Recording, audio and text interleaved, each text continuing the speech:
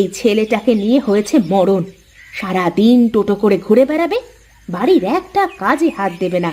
কোথায় যে কি করে বেড়ায়।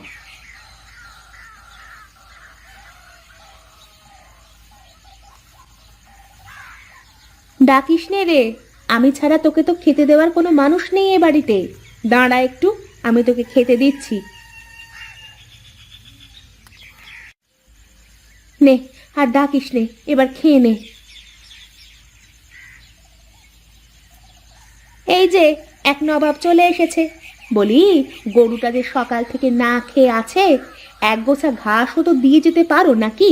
সব আমার জন্য ফেলে রাখো। আরে বলি, আমি যদি বাড়ির সব কাজ করব তাহলে তুমি আছো কি জন্য? তাই তো, আমি আছি কি জন্যে? এক কাজ করো, আমাকে তাহলে আর রাখারই দরকার নেই। আমাকে আমার পাওনা বুঝিয়ে দাও, আমি আমার বাপের বাড়ি চলে যাই। ওই এক ভয় দেখিয়েই তো পার হয়ে গেলে সারা জীবন। তা তোমার ছেলে কি করে সারাদিন?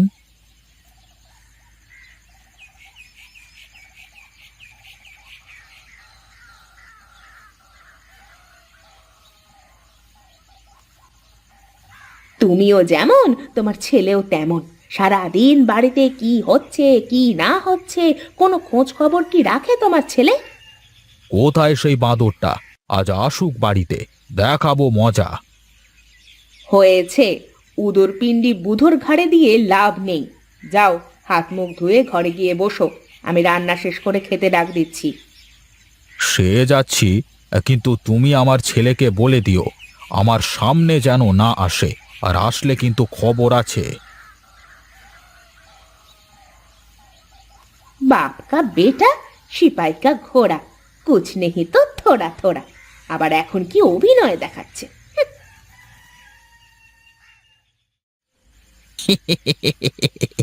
কি রে গোপাল, তোর ভুঁড়ি তো দিন দিন বেরিয়ে চলেছে।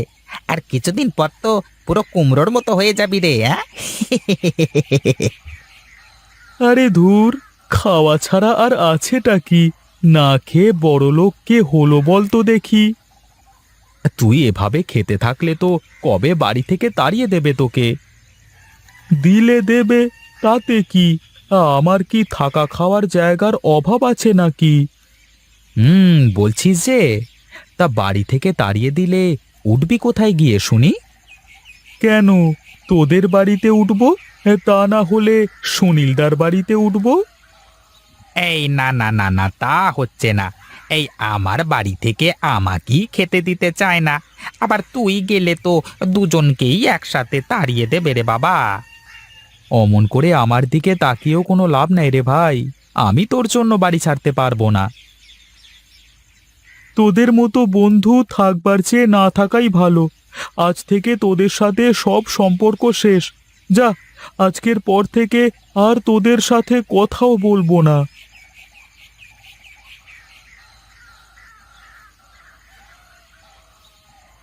ও কি সত্যি রাগ করে চলে গেল নাকি রে? আরে না, খিদে লেগে গেছে হয়তো, তাই তো বাড়ি চলে গেল। চল চল, আমারও বাড়ি যেতে হবে, খুব খিদে লেগেছে রে।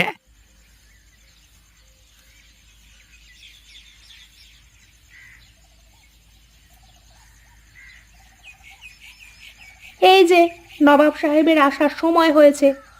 শোনো গিন্নি, তোমাকে বলে রাখলাম, যে এই বাড়িতে কোনো কাজ কাম করবে না তার খাওয়া দাওয়া সব বন্ধ।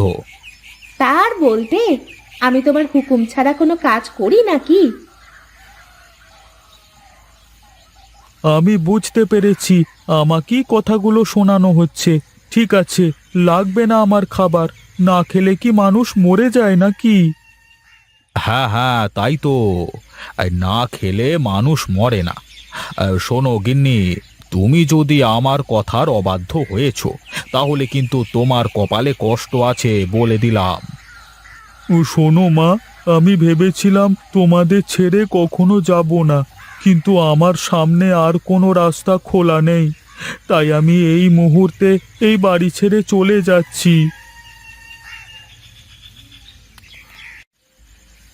ওগো, পাগলটা সত্যি সত্যি রাগ করে চলে যাচ্ছে। তুমি একবার ডাক দাও না, তুমি ডাকলেই ও ফিরে আসবে। আরে যেতে দাও, কোথায় আর যাবে? একটু পর ঠিকই ফিরে আসবে।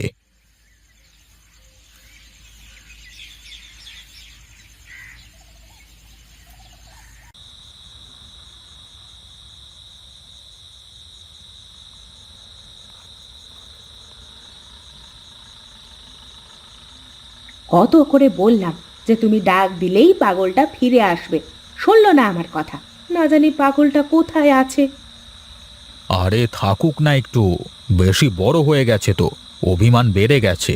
যাক বাইরে, 2 টাকা ইনকাম করে দেখুক, তখন বুঝতে পারবে দুমুঠো ভাতের কি মূল্য। তাই বলে তুমি আমার একমাত্র ছেলে কিভাবে কষ্ট দেবে? এই শীতের রাতে কোথায় কি করতেছে, খেলো কি খেলো না কিছুই জানি না। আর ঠিক আছে ঠিক আছে, তুমি কান্না থামাও, আমি বাইরে গিয়ে দেখি কোথায় আছে।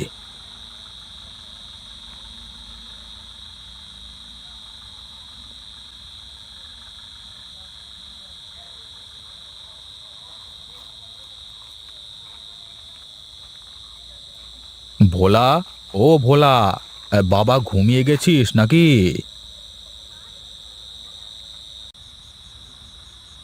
আরে কাকু, আপনি এত রাতে? বলি, আমার গোপাল কি তোমাদের এখানে এসেছে বাবা? না তো কাকু, কেন, কি হয়েছে? না না, তেমন কিছু না, একটু রাগ করেছিলাম তো, তা অভিমান করে ছেলেটা সেই যে বের হয়েছে, রাত হয়ে গেল, এখনো বাড়িতে ফেরেনি। কি বলেন কাকু, এ পাগলটা তাহলে সত্যি সত্যি বাড়ি ছেড়ে চলে গেল নাকি?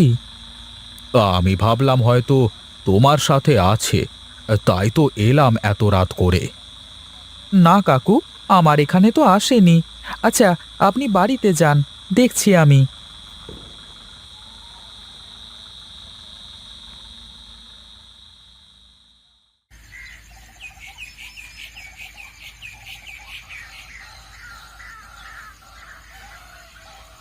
এ কি, কে তুমি বাছা?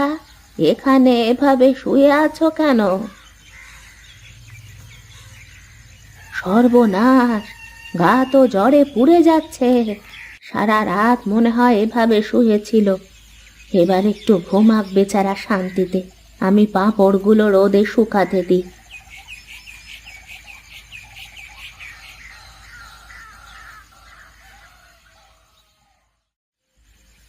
এ- এই তো এই তো চোখ খুলেছে। কে বাছা তুমি? তোমার বাড়ি কোথায়? আমি আমি এখানে কেন? কে তুমি? তুমি সারা রাত আমার বারান্দায় শুয়েছিলে বাছা। কোথা থেকে এসেছো তুমি? কি হলো, ওভাবে তাকিয়ে আছো কেন? বলো, কোথা থেকে এসেছো তুমি? আমি যদি আমার পরিচয় বলি তাহলে বুড়ি আমাকে থাকতে দেবে না। তার থেকে ভালো আমি সবকিছু ভুলে গেছি। আমার কিছু মনে নেই ঠাকুমা, কিচ্ছু মনে করতে পারছি না।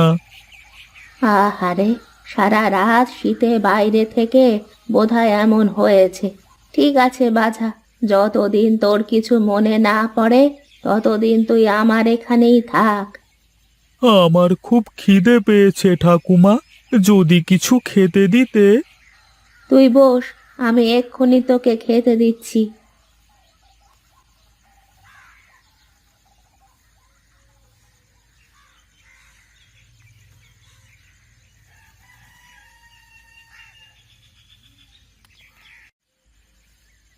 গরম গরম পাঁপড়গুলো নিয়ে বাজারে গিয়ে বিক্রি করতে হবে, আর এই দুটো ভাজা হয়ে গেলেই যেতে হবে। তুমি কেন কষ্ট করে বাজারে যাবে ঠাকুমা? তার চেয়ে বরং তুমি পাঁপড় ভাজতে থাকো, আমি বাজারে গিয়ে বিক্রি করে আসি। পারবি তো তুই? পারবো না মানে? কি যে বলো না তুমি।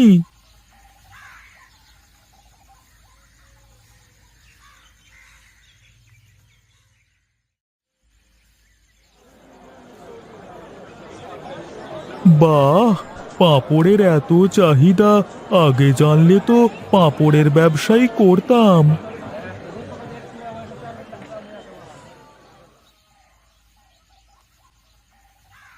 কিরে, সব বিক্রি হয়ে গেছে? হ্যাঁ ঠাকুমা, দেখতে দেখতে সব হাওয়া করে দিল লোকে। শীতের ভেতর গরম গরম পাঁপড় ভাজা মানুষ খুব খায়। নে, এগুলোও নিয়ে বিক্রি করে আয় তো দেখি।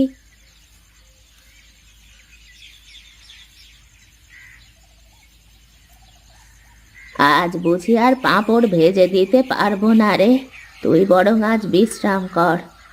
তুমি চিন্তা করো না ঠাকুমা, আমি নিজেই আজ পাঁপড় ভাজবো। তুই পারবি তো? হ্যাঁ ঠাকুমা, আজ থেকে আমি বাজারে দাঁড়িয়ে পাঁপড় ভেজে গরম গরম পাঁপড় খাওয়াবো মানুষকে। সাবধানে করিস কিন্তু, তেল টেল হাতে পড়লে কিন্তু ফোসকা পড়ে যাবে। ও তুমি চিন্তা করো না ঠাকুমা, চুপচাপ শুয়ে থাকো তুমি, আমি আসবার সময় তোমার জন্য ওষুধ নিয়ে আসবো।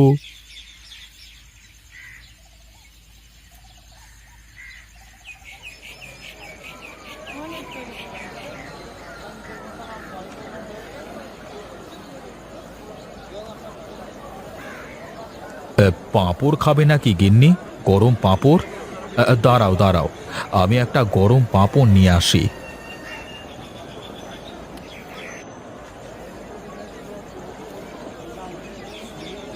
ও দাদা, আমাকে একটা পাঁপড় দেন তো। বাবা গোপাল, তুই? বাবা তুমি? ওগো গিন্নি, এদিকে এসো, দেখো দেখো, আমাদের গোপাল কত বড় হয়ে গেছে দুদিনে।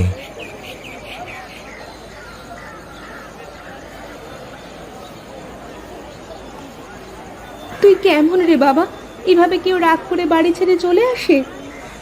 বাড়ি ছেড়ে এসেছি বলেই আজ নিজে কিছু করতে শিখেছি মা। চল বাবা, বাড়িতে চল। আজ কটা দিন আমরা পাগলের মতো তোকে খুঁজে বেড়াচ্ছি। না মা, আমি এখন বাড়ি যেতে পারবো না, তোমরা ফিরে যাও, আমি কয়েকদিন পরে বাড়িতে ফিরে আসবো।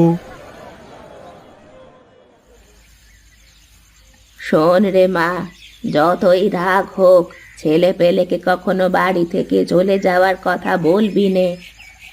ঠিক আছে বুড়িমা, এখন থেকে আর কখনো এমন বলবো না।